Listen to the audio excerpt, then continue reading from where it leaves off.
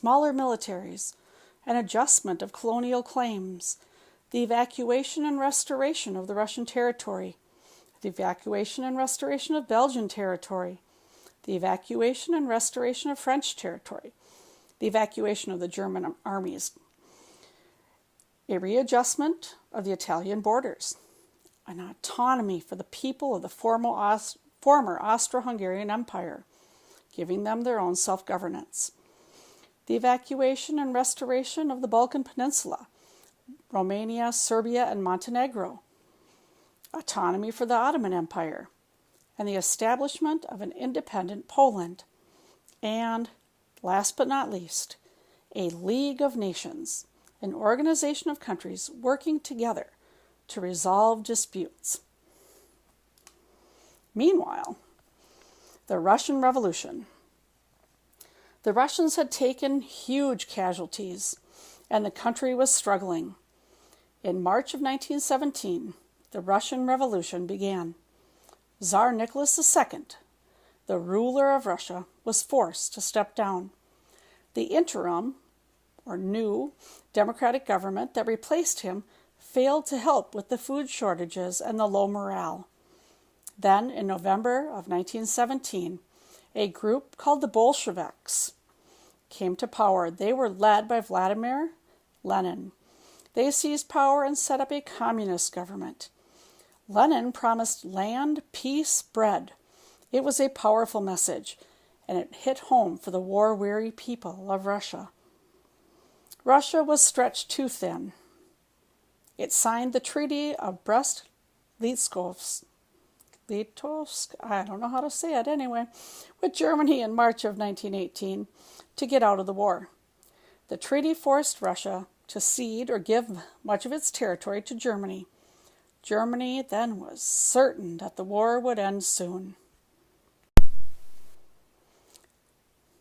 Second Battle of the Marne. On March 21 of 1918, in the spring offensive, Germans marched nearly all the way to Paris, hoping to end the war before the rest of the American forces arrived. In May and June of 1918, American forces stopped them at the battles of Chateau Thierry and Belleau Wood. In July, the spring offensive ended with a turning point battle, the Second Battle of the Marne.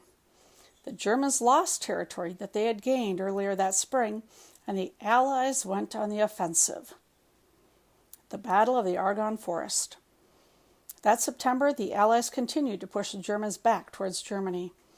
The AEF, the American Army, defeated them at the Battle of Saint-Michel, and then joined Allied troops for the Battle of the Argonne Forest on September 26 of 1918.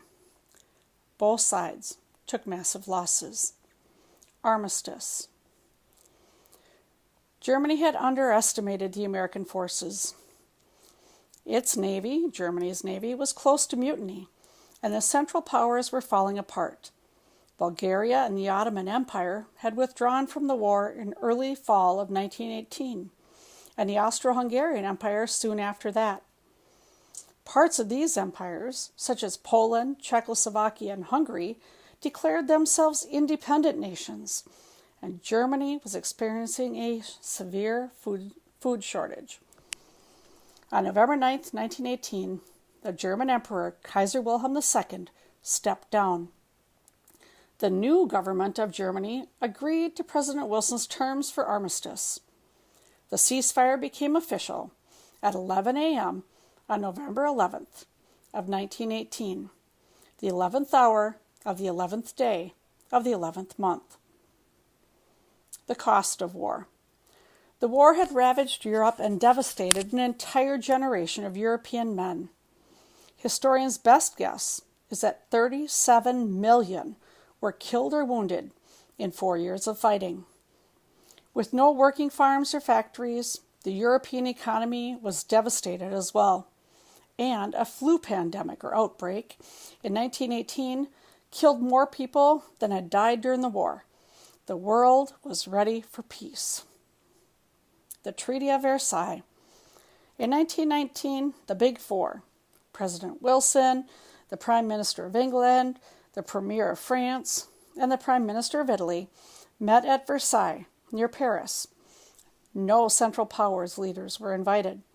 Wilson wanted to end the war with minimal animosity. The European nations wanted Germany to take full blame, lose its colonies, lose its militaries, and pay for reparations, or financial compensations to the people who had been impacted. On June 28th of 1919, exactly 5 years after the assassination of Archduke Franz Ferdinand and his wife, the Allies and Germany signed the Treaty of Versailles. It harshly punished Germany. It split up the Austro-Hungarian and Ottoman empires and established the League of Nations. The treaty radically redrew the boundaries of Europe and the Middle East. The goal was to solve ethnic divisions, but the treaty actually led to more conflicts, and it is still a source of tension in the Middle East, where countries were literally created by drawing lines in the sand. The treaty did overlap with some of Wilson's 14 points, but not all. Wilson returned to the U.S. and campaigned for the Treaty of Versailles, but Congress rejected it. They worried that the League of Nations would rob Congress of power by deciding when and where the American military would fight. Although Wilson had come up with the idea of the League of Nations, the U.S. never joined. Americans wanted to return to isolationism.